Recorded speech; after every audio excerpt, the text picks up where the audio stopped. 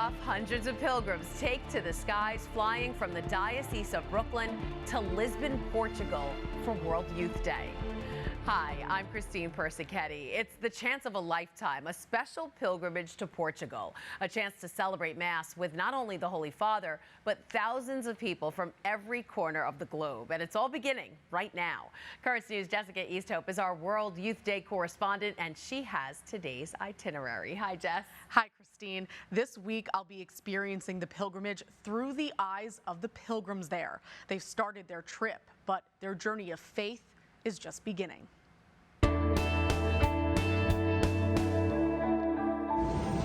They're trickling in from all corners of the Diocese of Brooklyn, ready to encounter Catholics from all corners of the world. Ahead of official World Youth Day activities, pilgrims from St. Patrick's Church in Bay Ridge are already having a spiritual experience. They went high up into the mountains at Montserrat. As a group, we hiked all the way up to this point where there was a cross and you could see over most of Barcelona. So that was really cool. I serve you in the midst of... 17-year-old Carrie Woods says it's been a whirlwind, from the peaks of the city to the ceiling of the Sagrada Familia, the largest unfinished Catholic church in the world. They had these beautiful stained glass windows inside, and but everything in the church had a meaning. Nothing in there was random. Part of World Youth Day is attending daily Mass, something the pilgrims take seriously even before the event begins. Brian Diarza says his group is jet-lagged, but their excitement is right on time. At 3 a.m. we get on the bus and we go to the airport. Then I know we're getting on the plane, 2-hour flight. We lose time, unpack, maybe a shower if we can, then we go straight out to Fatima, right? Straight there. So it's going to be no sleep, but it's going to be worth it.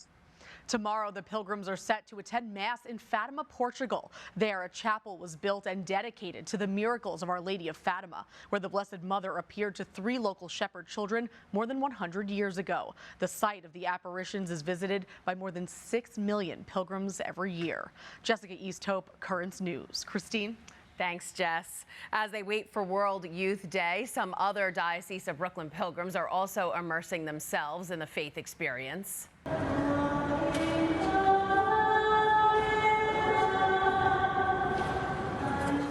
Father Dwayne Davis, the pastor of St. Thomas Aquinas Church in Flatlands, was the main celebrant at a Mass at the Basilica of St. Joseph Oriol in Barcelona.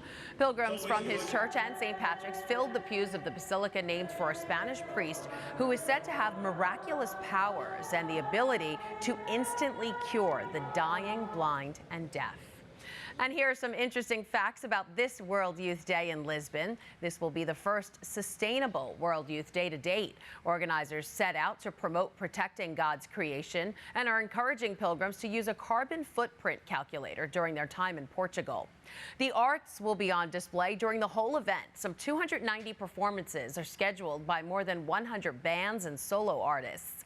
And the youth will be able to watch some of the Pope's favorite films. And if sports are more your thing, this World Youth Day will have their first beach volleyball tournament.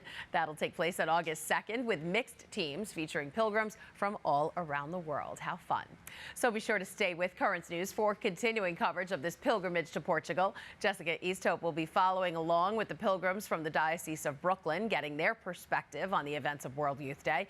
And senior correspondent from Crux, Elise Allen, will be in Portugal, and she'll share with us the Pope's point of view.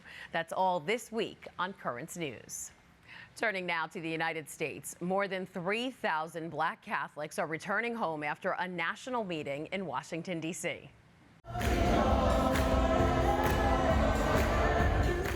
Despite more than 80 dioceses coming together, the National Black Catholic Congress is an intimate event.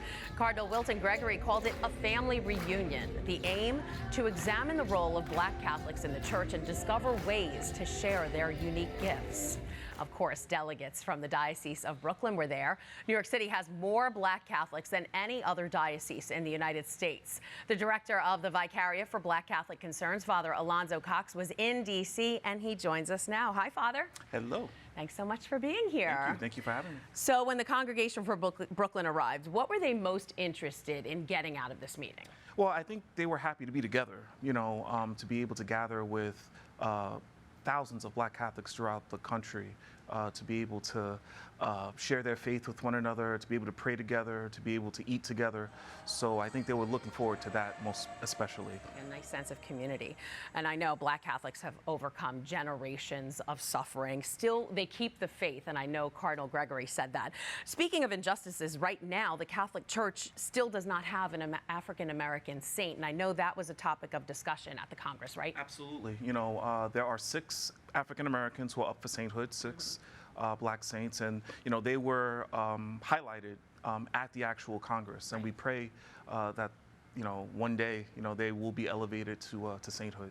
It's really an exciting time. I know a large part of the Congress focused on the importance of passing on faith traditions and lessons to the youth, and you brought some of the youth from the Diocese of Brooklyn. We had a large amount of youth, and they were great. It was an opportunity for them just to be able to see this, to encounter so many different experiences of the Lord, and being able to see all of this happen. It was great. What did you hope that they would take away from this? I think hopefully, maybe the Lord sort of instilled within them a vocation. We all have a vocation to serve the church in one way, shape, or form.